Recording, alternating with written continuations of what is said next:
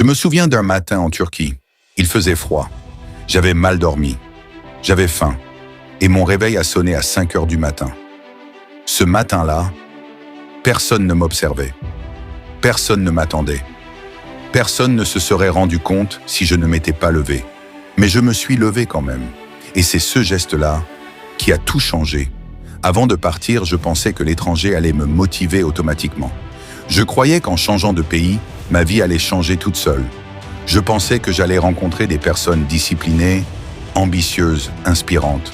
Je pensais que la majorité des gens qui quittent leur pays réussissent. Mais quand je suis arrivé, j'ai découvert une autre réalité. J'ai vu 5 hommes vivre dans une seule chambre. Une chambre remplie de mauvaises odeurs. Ils faisaient la chasse aux ravettes et sans juger personne, ça m'a choqué. Puis je me suis retrouvé dans une usine. 12 heures de travail par jour, entouré de personnes qui avaient abandonné leurs rêves depuis longtemps. Et je me suis dit, c'est fini pour moi. Mais le pire, c'est que je ne voulais pas retourner en arrière. Parce que quitter son pays, ce n'est pas le vrai problème. Le vrai problème, c'est rentrer sans avoir réussi. Dans beaucoup de familles, c'est presque considéré comme un échec absolu. Alors je me suis accroché. Le froid, la fatigue, le ramadan que je ne comprenais même pas encore, les problèmes administratifs, la solitude. Et c'est là que j'ai découvert les 3 ennemis de la discipline à l'étranger. Premier ennemi, la liberté sans structure. À l'étranger, personne ne te surveille. Au début, cette liberté semble magnifique. Tu sors quand tu veux, tu rentres quand tu veux, tu peux faire tout ce que tu veux. Et c'est exactement là que beaucoup de gens se perdent. Parce qu'ayant la possibilité de tout faire, ils ne font plus rien. Deuxième ennemi, la fatigue émotionnelle. Je connais une personne qui travaille 11 heures par jour dans une usine. Toujours seule, toujours stressée, toujours des problèmes administratifs. Et quand elle rentre chez elle, elle n'a plus d'énergie. Alors elle passe ses nuits sur les réseaux sociaux, Netflix, téléphone, distraction.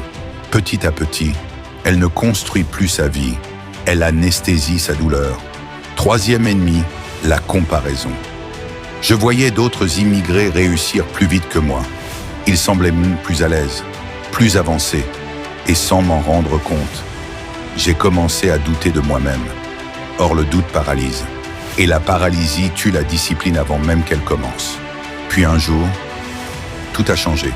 Après avoir lu le livre qui a changé ma vie, je me suis retrouvé dans l'urgence de créer une structure. J'ai acheté un paquet de feuilles et j'ai commencé à organiser mes journées minute par minute. Mais surtout, j'ai commencé petit, très petit. Je me suis dit, commence par bien faire ton lit. Avant, je faisais mon lit rapidement, sans attention. Puis un jour, j'ai décidé de le faire parfaitement, comme dans un hôtel de luxe. Et quelque chose s'est passé. Je me suis senti différent. Alors j'ai ajouté 15 minutes de lecture par jour, puis 20 minutes. Et peu à peu, je remarquais que les gens devenaient attentifs à ce que je disais. Ma manière de parler changeait, ma manière de penser aussi. Puis un jour, on a refusé mon permis de séjour. Et c'est là que ma discipline m'a sauvé. Parce que pendant que tout s'effondrait autour de moi, je ne me suis pas effondré intérieurement. Aujourd'hui, je veux partager avec toi 3 principes que j'ai appris à l'étranger. Principe numéro 1. La discipline remplace la motivation. La motivation vient et repart sans prévenir. Mais la discipline reste. Je ne demande pas mon avis à mes émotions. J'agis. Motivé ou pas, je lis. Motivé ou pas, je travaille. Motivé ou pas, j'avance. Principe numéro 2.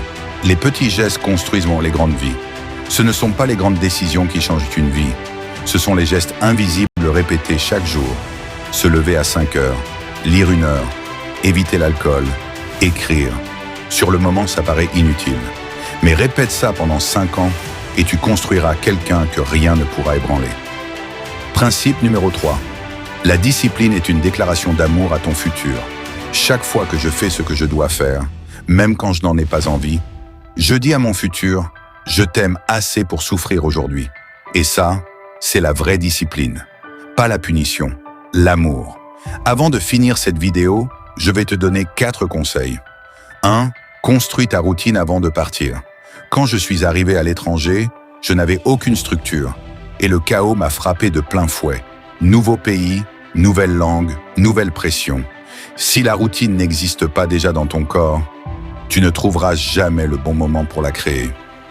2. Protège tes matins. Un matin, je me suis réveillé à 5 heures. La première chose que j'ai faite, prendre mon téléphone. Et immédiatement, j'ai appris la mort de ma tante au Mexique, puis qu'une autre tante en Haïti était dans le coma. Ma journée était détruite avant même d'avoir commencé. Depuis ce jour, j'ai changé une chose. Le matin, avant le téléphone, je parle avec Dieu, puis je nourris mon esprit avec la lecture, parce que la première heure de ta journée détermine souvent la personne que tu deviens. 3. Mesure ta vie. Tous les vendredis soirs, de 22h à 2h du matin, j'écris dans mon journal hebdomadaire ce que j'ai fait, ce que je n'ai pas fait, ce que je dois améliorer, mes décisions économiques, mes erreurs. Ce que tu mesures, tu peux le contrôler. 4. Trouve un pourquoi assez fort. La discipline sans vision devient une torture.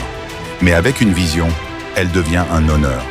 Un jour, quelqu'un m'a appelé pour me dire « Ma vie change grâce à toi ». Et ce jour-là, j'ai compris que mes paroles avaient un impact réel. Depuis ce moment, je me suis donné une mission.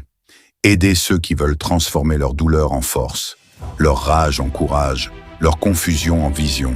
Et maintenant, je veux te poser une question. Quel est ton pourquoi? Pas juste réussir. C'est trop vague. Je parle d'une raison précise, une personne, une mission, un objectif clair. Accroche-toi à ça dans les matins difficiles.